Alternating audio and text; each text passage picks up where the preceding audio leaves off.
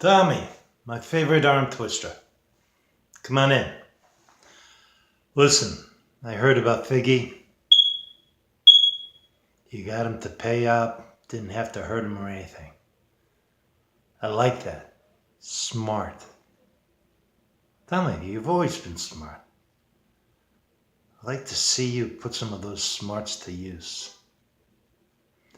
I think our compatriots, they've been noticing the kind of work we've been doing up here.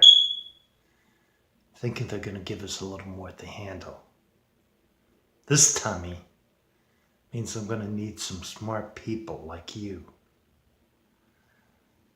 The kind of people that can get the work done. Because I tell you, buddy, anybody that fucks this up will have to answer to me. Think you can handle it? Yeah, good.